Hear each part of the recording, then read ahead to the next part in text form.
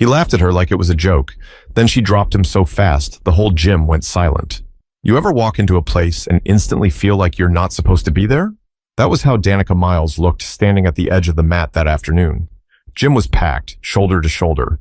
The air smelled like sweat, chalk, and hot dogs someone was selling out of a crock pot in the hallway. Folding chairs scraped the hardwood floor. The crowd wasn't here for peace or sportsmanship. They wanted to see people get hit. Hard. This wasn't the kind of tournament where you see fancy production or flashing lights. It was raw, loud, open invite. If you signed a waiver and had a mouthguard, you were in. It was in Jackson, Mississippi, at an old rec center with a busted scoreboard and faded banners still hanging from 1997. There were teenagers fresh out of high school fighting 30-year-olds who looked like they'd been training in basements. People shouting, laughing, gambling quietly behind the bleachers. Real fight fans, no one fake, in that room. Danica showed up alone. She wore a gray hoodie with sleeves rolled up and gym shorts that didn't match. Her sneakers were worn at the heel, laces tied tight. No coach, no entourage, not even a water bottle. Most folks figured she was someone's sister or girlfriend, until she walked over to the sign-in table and spelled her name out, slow and clear. Danica Miles, 132 pounds, no corner. The organizer, a dude with a clipboard and a lip full of dip, blinked. You sure you want to do this? She looked him in the eye. Yeah, I'm sure. He shrugged. All right then. See, the thing is, Danica didn't look like trouble.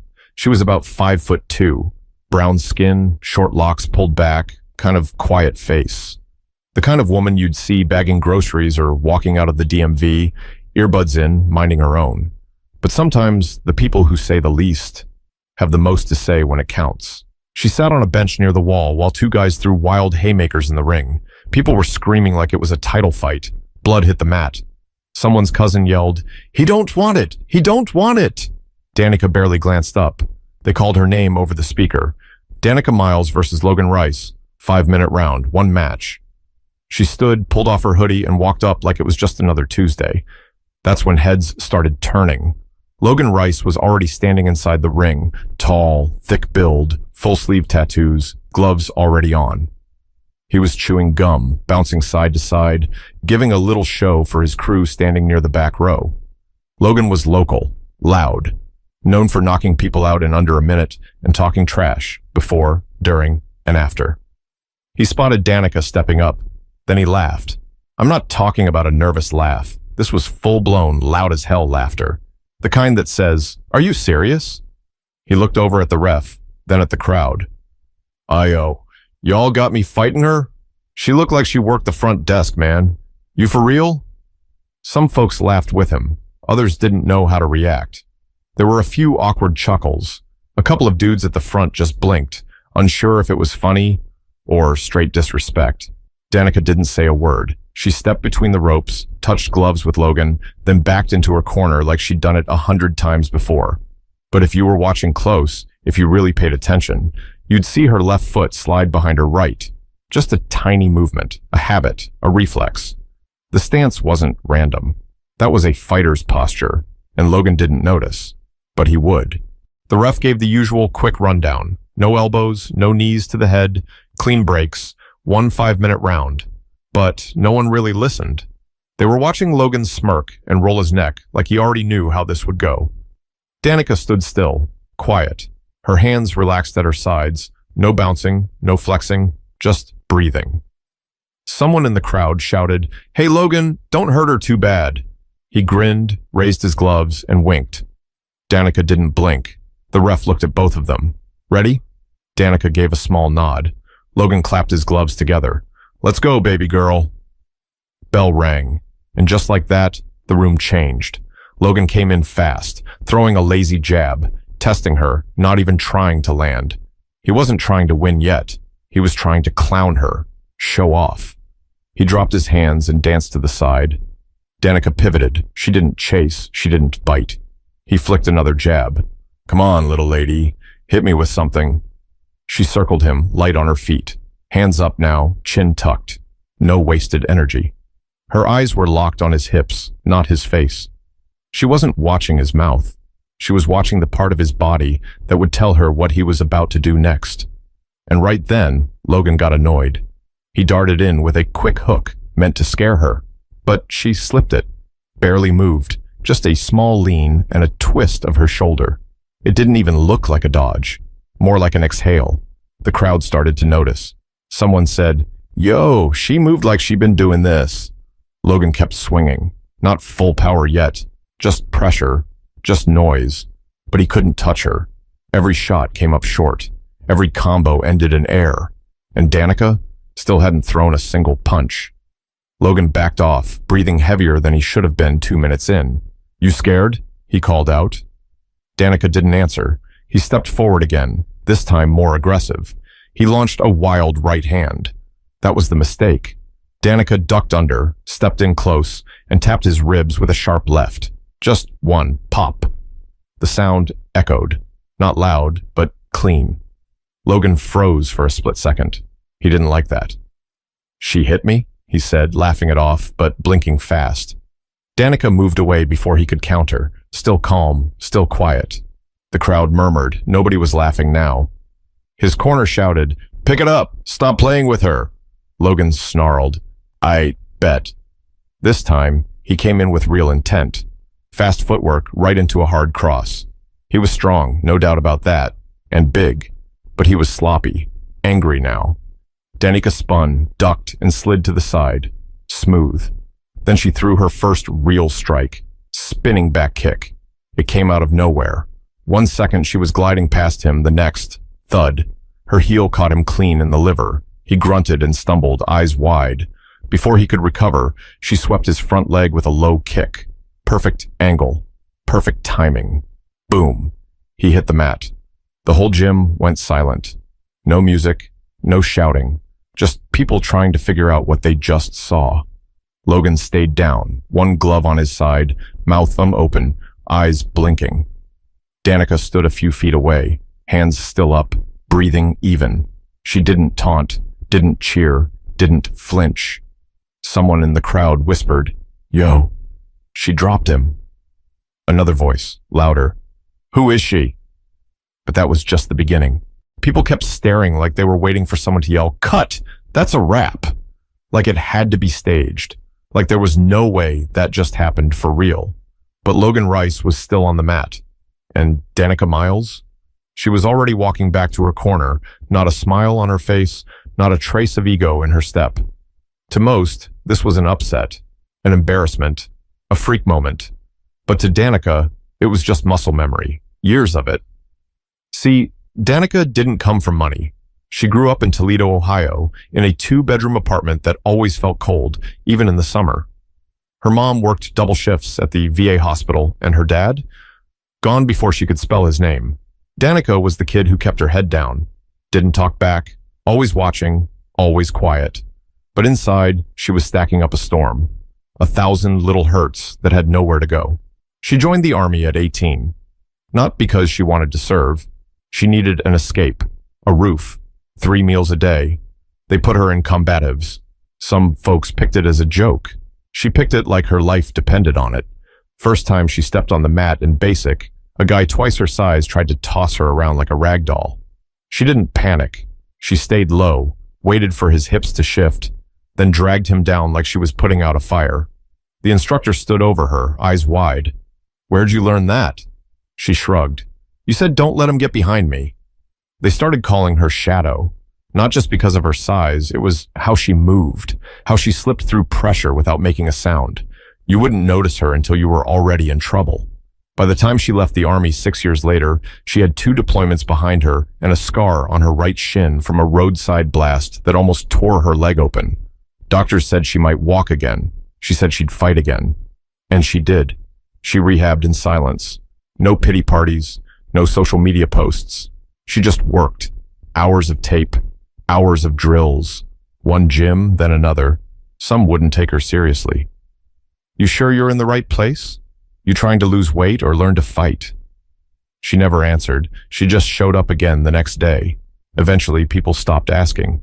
She learned jiu-jitsu from a Cuban instructor in Miami who spoke more in gestures than English. She learned striking from a retired Muay Thai champ in Detroit who'd fought in Thailand before it was cool. She picked up every style like a stray dog picks up scraps. Nothing fancy, Nothing for show, just what worked. She wasn't trying to be famous. She wasn't trying to go pro. Fighting kept her still. It gave her something to control in a world that never let her catch a break. When she moved to Mississippi to take care of her aunt, who was sick with lupus, she figured she'd find a quiet gym and keep training. Then one of the guys mentioned the open tournament. "You'd crush it," he said. She didn't laugh, just raised an eyebrow. "Real cash prize," he added. "Crowd's wild, though." Danica didn't care about the crowd or the money. She just wanted to know what her body could still do under pressure. So she signed up. No Instagram story, no training montage, no pre-fight trash talk, just her name on a clipboard. But the moment she stepped in that ring, she wasn't fighting Logan. She was fighting everything that ever told her she wasn't supposed to be there. Logan finally sat up. His glove still clutched his ribs, breathing like someone just knocked the wind out of his whole belief system. He glanced around, confused, embarrassed, furious. His corner didn't say much. One guy just stared at his phone. Another shook his head like, "Nah, man, you lost that clean. Danica?" She was already off the mat, slipping her hoodie back over her shoulders like she was late for work. But the ref waved his arms. "Not over yet. That was a knockdown. He's still in this." Someone shouted, "He's gonna get himself hurt." But Logan stood. He wasn't going out like that. Not in front of his crew. Not in front of that crowd. He touched gloves with the ref, nodded, and spat onto the mat. Danica raised an eyebrow. She didn't like that. She stepped back into position, still calm, still watching. The bell rang again. Round 2. This time, Logan didn't say a word. No jokes, no dance. He was serious now. Shoulders hunched, chin tucked, eyes locked in. He came in fast, low kick, then jab, jab, hook. Danica blocked the first, slipped the second, took a half step back on the third. She could feel the pressure shift. He was trying to trap her, keep her from moving. She stayed patient. Logan cut the ring. Good footwork this time, feinted with the shoulder, threw a mean right cross. It clipped her cheek. Not much, just a graze, but the crowd gasped. A few stood up. They thought she was out. She wasn't. She stepped back, shook it off, then did something nobody expected. She smiled. It was small, barely there, but Logan saw it. And for the first time, he got nervous. Because that wasn't a cocky smile. It wasn't even a mocking one. It was the kind of smile you see on someone who knows exactly how this ends, and it's not in your favor. She didn't come to trade punches. She came to teach. Danica dropped into a lower stance. No wasted movement. Elbows in tight. She feinted high. Logan flinched. Then she shot in low and landed a quick knee to his thigh, dead center. He grunted. That one hurt. She circled again, fast, like she'd just remembered she had somewhere to be. Logan chased, threw a looping hook, missed again. Danica stopped, right in front of him, inches away, and whispered, "Slow down." Then popped him with a jab, clean, right between the eyes. Crowd screamed. Logan staggered, confused, off balance. She followed with a leg kick, quick, sharp, brutal, same spot. He winced, stumbled back. His right leg was stiff now. She'd found her target. Danica didn't press. She let him move, let him swing wild again, let him wear himself down. Then, she stepped in with a sharp 1-2. Glove to the temple, then a liver shot just like the first round. Same spot. Logan bent over with a grunt. Danica backed off. Ref stepped in. Count started. 1, Logan groaned. 2. He tried to stand up straight, shaky, breathing loud. 3, 4. He raised the glove, tried to fake it. Ref looked him in the eye. "You good?" Logan didn't answer. Ref waved it off. The crowd exploded. Danica didn't raise her hands. She didn't jump. She walked to her corner, picked up her phone, and checked the time. The whole match? Under 4 minutes. No coach, no cheering section, just precision, discipline, ice in her veins. Some guy with a camera ran up. "Yo, where you from? You fight pro?" She glanced up. "Nope." "Can I get your name?" "Danica Miles." He nodded, already uploading the video. But this wasn't about going viral. This wasn't about winning. It was about reminding people who the hell she was. It wasn't just that she knocked him down. It was how she did it. Everything about it felt surgical, like she'd studied him for weeks. But the truth? Danica had never even heard of Logan Rice before that afternoon. He was just the next body. The video caught the moment from 3 different angles. One clip from the left bleachers showed Logan's face right before the final combo, eyes wide, guard too high, body exposed. Another from the far right corner caught the thud of the liver shot. Clean, sharp. The kind of sound that made people flinch even through the screen. Within an hour, it hit Instagram, then TikTok, then Twitter. By evening, the clips were everywhere. The caption? He laughed at her. She sent him to the floor. The comments blew up. She cooked him like it was personal. Tiny, but terrifying.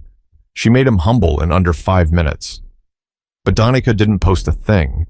She didn't tag herself, didn't respond. She didn't need to. She sat in her aunt's living room later that night, heating up leftovers. Her body ached, her knuckles were raw, but she didn't look tired, just quiet. Her aunt, Miss Ruby, peeked over her glasses. "You win?" Danica nodded. Miss Ruby sipped her tea. "You make that fool cry?" Danica smirked, just a little. Close. The next morning, she went back to work at the auto shop down the road. Same hoodie, same pace, no one recognized her until lunchtime. "Yo, you that girl from the fight?" one of the guys asked, holding his phone up. "You folded that dude." Danica wiped grease off her hands. "You need your brakes done or not?" He laughed. All right. But it didn't stop there. Calls started coming in. Local news, amateur fight leagues, a podcast or 2. People wanted interviews, wanted her story. Danica ignored most of it, because for her, it wasn't new. She'd been doubted her whole life, overlooked, talked down to. She'd heard every version of, "You're not built for this," there was. When she walked into rooms, people sized her up wrong. When she opened her mouth, they tuned her out. But none of that mattered when the bell rang. None of that mattered when her fist connected and they remembered. Power doesn't always look like what you expect. Logan, meanwhile, went quiet. He didn't post for 3 days. Rumors flew that he deleted all his fight clips. Some people defended him, said he wasn't ready, that he didn't take it seriously. Others said he deserved it for underestimating her. But the truth? He knew what happened. He felt every second of it. And he couldn't stop thinking about that smile. That one little smirk she gave him, right before she dismantled him in front of everyone. Word around town was, he started training again. Like, really training. Not just lifting weights and running sprints, but technique, footwork, sparring, humble stuff. Because sometimes it takes getting dropped by someone you thought was beneath you to realize you've been lying to yourself the whole time. Meanwhile, Danica's name started getting whispered in gyms she'd never been to. "You see that girl from Mississippi? The one who dropped that dude like a sack of bricks? Yeah, her, she real." But Danica didn't chase it. She kept showing up to the gym when she could, kept working, kept quiet. No big plans, no sponsorships, no dreams of the spotlight. She didn't need to be a champion. She just needed to remind herself, now and then, that she still had it.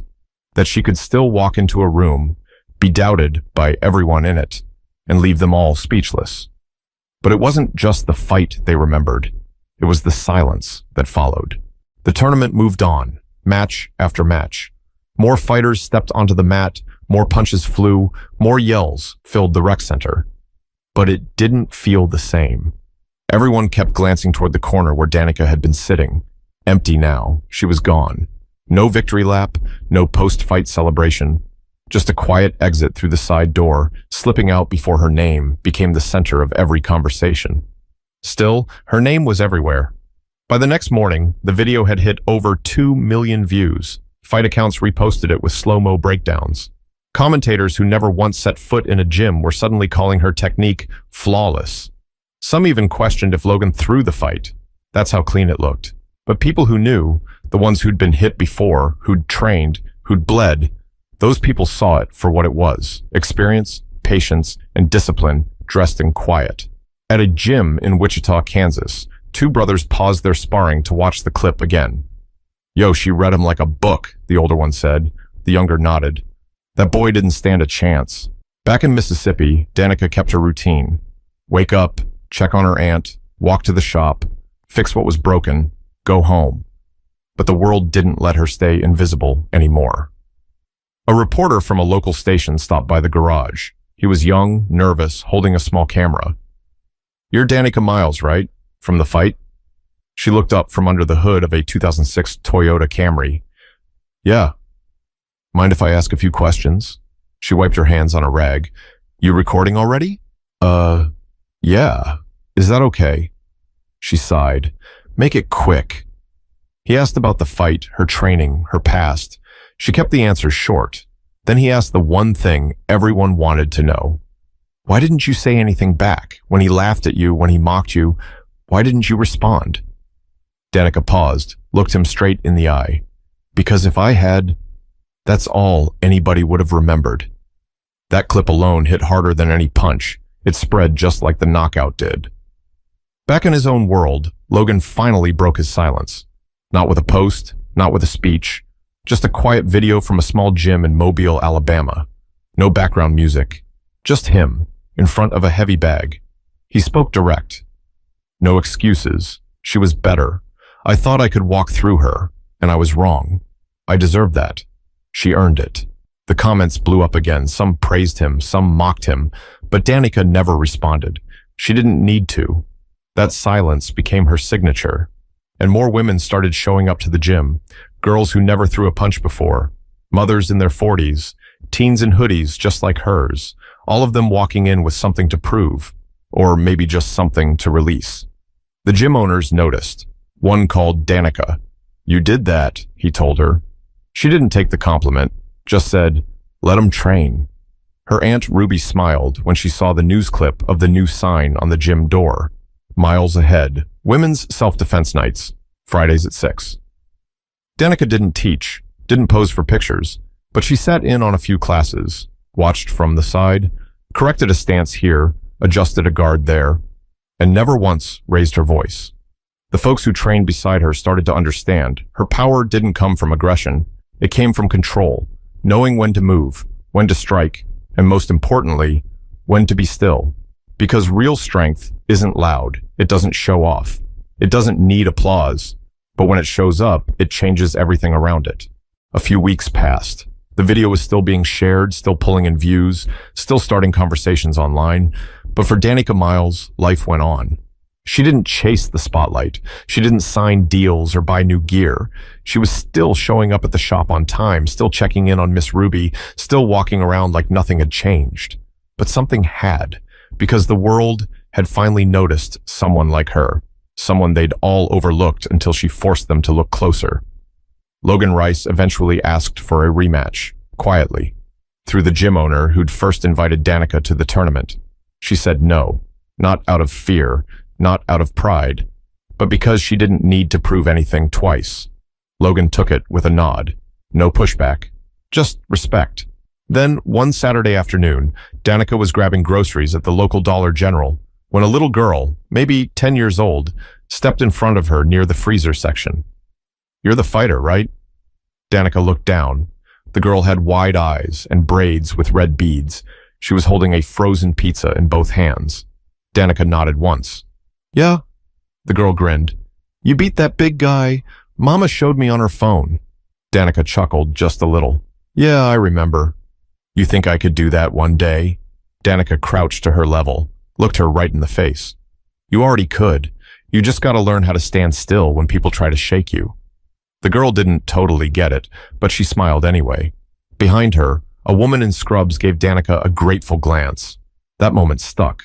Not the punches, not the viral clips, but that small connection, that spark of belief passed on like a quiet torch. It wasn't about fighting. It was about presence, about not letting the world tell you who you are just because you don't look like their idea of strength. Danica's story isn't about revenge.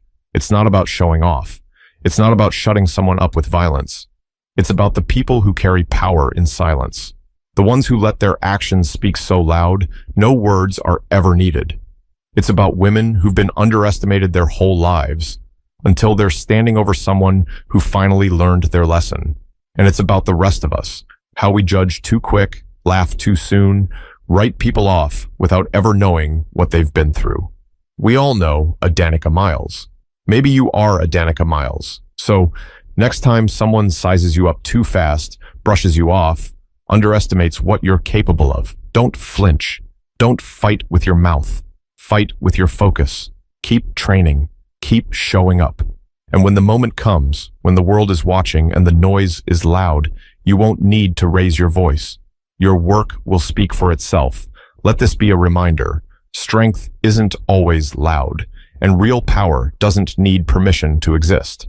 If this story moved you, hit that like button, share it with someone who needs to hear it, and drop a comment if you've ever had to prove somebody wrong just by being you. Until next time, stay sharp, stay grounded, and remember, it's not about the size of the fighter, it's about the size of what they've been through.